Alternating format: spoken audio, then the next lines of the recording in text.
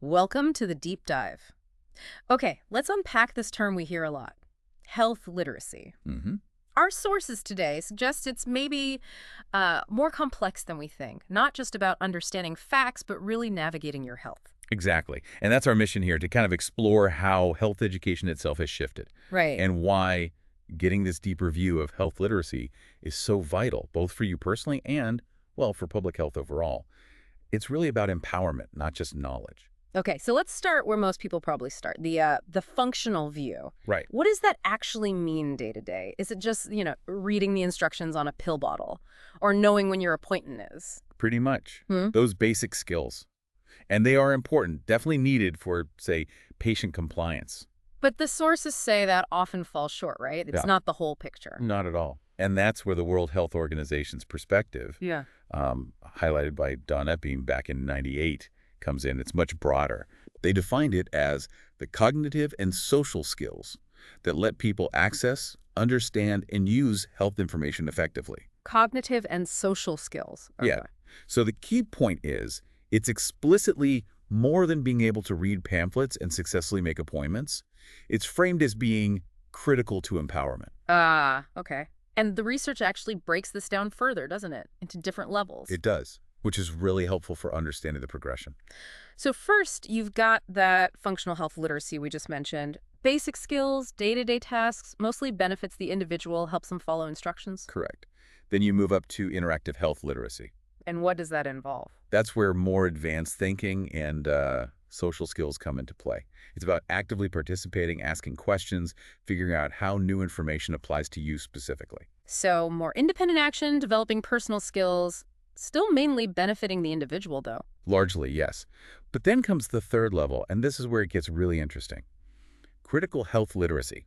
Critical. What makes it critical? This is about using those skills to critically analyze information, to look deeper, question things, and importantly, exert greater control over life events and situations. Greater control. So it's moving beyond just personal health decisions. Exactly. It connects directly to social and political action, taking steps that benefit the whole community or population. Wow. Yeah, one source even connects it to Paulo Freire's idea of critical consciousness, understanding the sort of the societal structures that affect your life and then acting to change them, seeing the bigger system. That's a powerful link.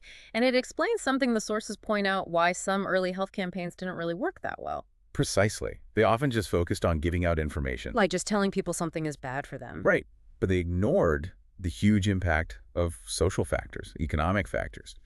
Just knowing smoking is bad doesn't help much if everyone around you smokes, or if cigarettes are cheap and heavily marketed. So education alone isn't enough for big public health wins. Definitely not. The tobacco control example they use is perfect.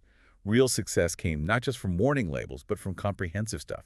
Restrictions on advertising, price hikes, smoke-free zones. That's critical health literacy in action, driving systemic change, not just individual choices.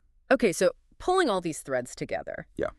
What does this mean for how we should approach health education now? Well, it strongly suggests we need more than just flyers and websites. We need more personal communication, more community-based efforts. Getting into communities, really talking with people. Yes. And the research points to needing overt alliances between health and education sectors, Yeah. recognizing that there are, frankly, political aspects to overcoming those structural barriers to good health. So to sum it up, health literacy isn't just one thing, it's layered. It starts with basic understanding. And ideally evolves towards empowering individuals and communities to actually shape their health environment and tackle the obstacles they face. It makes you think. Effective health promotion, it really has to be done with people, or even by them, doesn't it? Not just aimed at them. Absolutely. And maybe that leaves us with a final thought to chew on. Mm-hmm. What if the ultimate goal here isn't just helping individuals make better choices, Yeah. but fostering our collective power? Our ability as communities, as a society, to influence the social, economic, and environmental conditions that truly determine everyone's health.